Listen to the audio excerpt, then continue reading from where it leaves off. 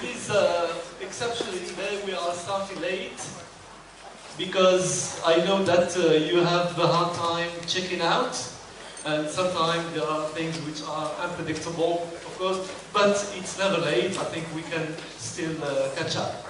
So I would like you, please. I would like first to, on behalf of the dean and all the organizing committee, to thank Professor Abir and Professor Walid for the great dinner which they offered us last night, and we had a good time together. Thank you very much. Thank you very much.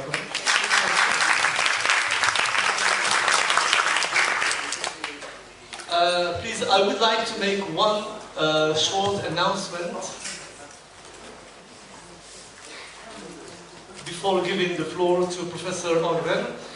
Please, we'd like to have one family photo before the closing of this session. That's right. So we'd like,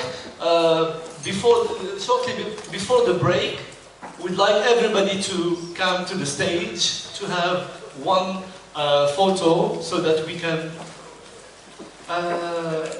we'll see where we can do it. We will see where we can do it. Is that right?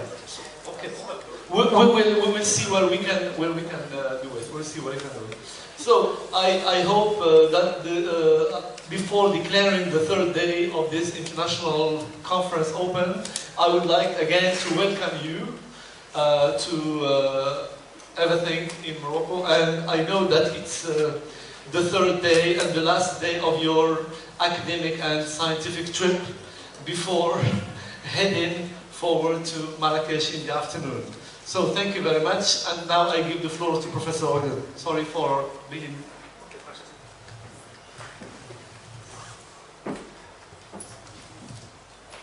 Bonjour.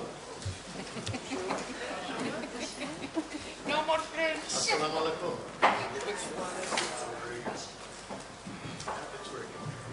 Very good. Well, I'm very happy to be moderating this panel on the media and the culture. One of the things that we have probably witnessed but not thought much about is the fact that media permeates our lives. It is everywhere. It is ubiquitous. And in some cases, it defines us through the stories that are told. Today, we have a series of speakers who are going to be talking about media and culture. And as we had heard yesterday, with regard to issues of Orientalism and representation of the other, we're going to be hearing some more about that today. Our first presenters are Jacob Booker and London Weiss on the role of Western media in fear-mongering. Our next speakers will be Jihad El-Khafi and Abdelmajid Bozin on Orientalism and Neo-Orientalism in video games. And our final speaker will be Mohammed Kandosi on Maghreb as a counter-mythical space. Each speaker will have approximately 18 minutes, at which point in time I will give them a signal, probably punch them, and they will have to wrap up by the end of 20 minutes. This will give us some time for some questions and answers with the audience and the panel. So with that, I turn it over to Jacob Booker and London Weiss. All right, thank you, Dr. Ogden. Good morning. We'll try to keep this quick one because we're trying to catch up on time, and we'll also keep it quick because I think everybody's interested in the video game presentation, so we'll try to keep things moving. I'm Jake Booker. I work at Baker University. It's a school in Kansas in the United States. And we're going to be talking about the role that Western media, specifically American media, plays in othering and how that can lead into fear-mongering. So we'll explain a couple terms, and then London will walk you through how this plays out in the media. So the scope of the research, like I think a lot of research, it starts one direction and it takes a few different paths. Originally, in the research, we were interested in Midwestern perceptions of Muslims and Arab Americans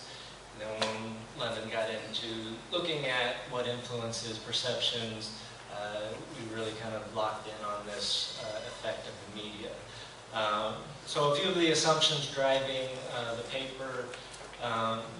One is this connection with terrorism, and even though the paper itself is not focused on terrorism, we do make a comparison, we do discuss a relationship with terrorism. So specifically the role that othering plays in terrorism, how terrorist organizations recruit and train individuals by instilling this idea of othering. The research question itself is, how then do Western media participate in the othering of not only terrorists, but anybody who follows Islam, anybody from the Middle East, Arab Americans, what have you. And then does that coverage, does that othering lead to fear and hate? Just to quickly review a couple of our key concepts and ideas. We've heard some other presentations discuss othering. Just again, a real quick review. What we mean by othering, certainly for our paper, is the construction of social difference. So when we think about social construction, we're talking about how do we as society, as a culture, give meaning to things? How do we create definitions and value for things? When we talk about that with social difference, we're talking about the construction of stratification. How do we identify what it means for somebody to be different, and then how do we identify, how do we define what that means because of the difference. And then the last point I have on this slide is just reiterating that a big part of the process of othering is not just defining what the other group is, but what the other group is not. So specifically, the other group is not us, whatever the in group might be. Again, the paper itself is not focused on terrorism. We do make an argument, we do take a position related to terrorism, but just by way of defining the concept, we think of terrorism as any violent act or destructive act, or the threat of those acts with the purpose of instilling fear or terror. When you study terrorism, you see a big part of the recruitment and training is the establishment of certain ideals and values, specifically the hatred and fear of a particular group.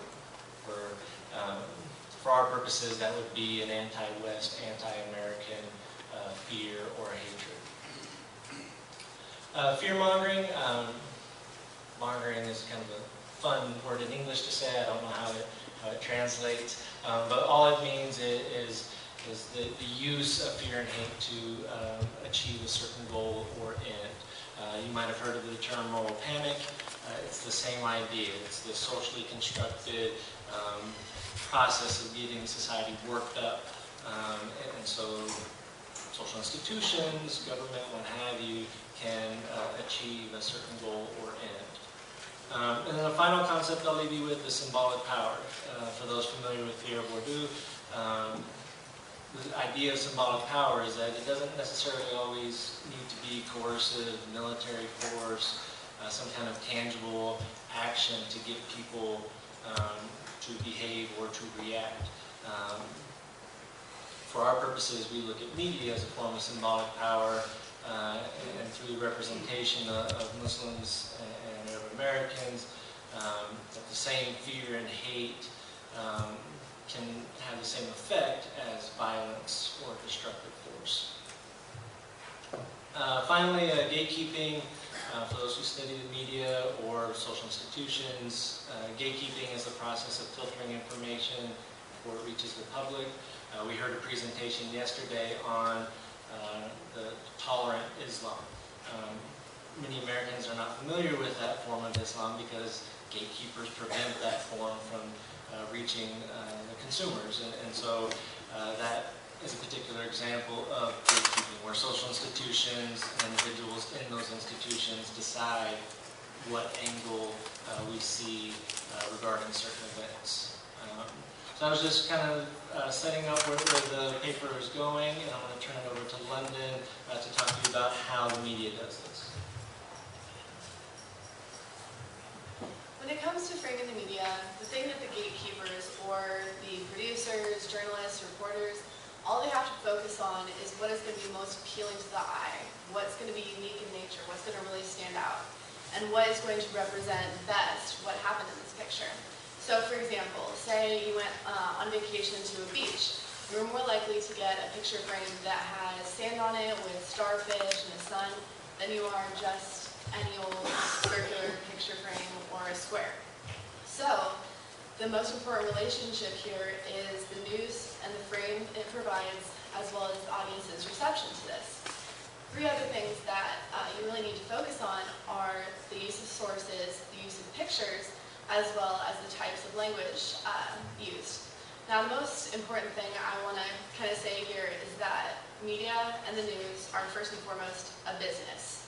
We'd all like to believe that it's mainly for our benefit and that they're helping us understand what's going on in the world.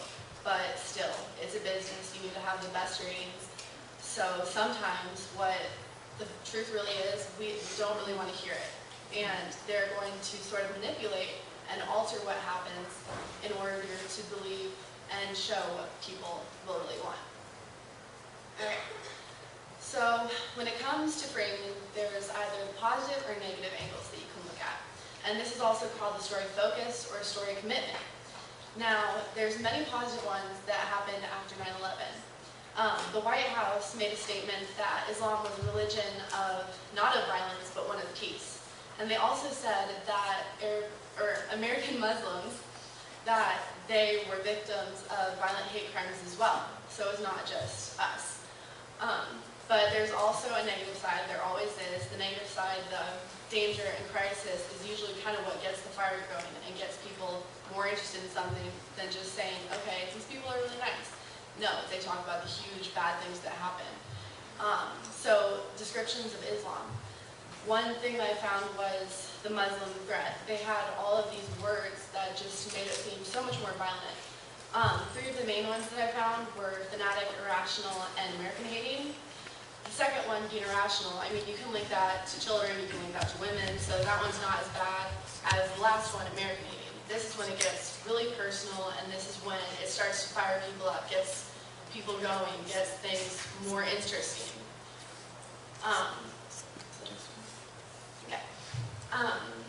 And the last part with distortion of the news, one thing that you have to take into account is the reporter's angles is not necessarily the only reason that things are altered. They also have to pay attention to budget constraints, audiences' limited attention spans, deadlines, and as well as people who don't really want to talk about it. Okay, so from birth, you're automatically given sort of bias, stereotypes from your family, and they're constantly reinforced throughout your life. So some journalists and reporters have sort of a major out-of-control report which reinforces these stereotypes through people all around the world. One example of profiling people would be brown people. Now, it's easy to other through colors. Most of the time, other than hearing politically correct, I hear black people, white people, and actually brown people. I thought this was kind of a derogatory word to use, but it's very common. The next part about being exotic. Before 9/11, this was something that one of the authors that I read about said was a common thing because of the Orientalist point of view. But after 9/11, it just went back to extremely harsh words. And the last part of this acceptance is unfortunately something that they have no choice but to accept. You can fight against it, but when you do that, you are only going to get negative responses. Well, not necessarily only, but a majority of the time people aren't going to really listen to it, so they just accept it.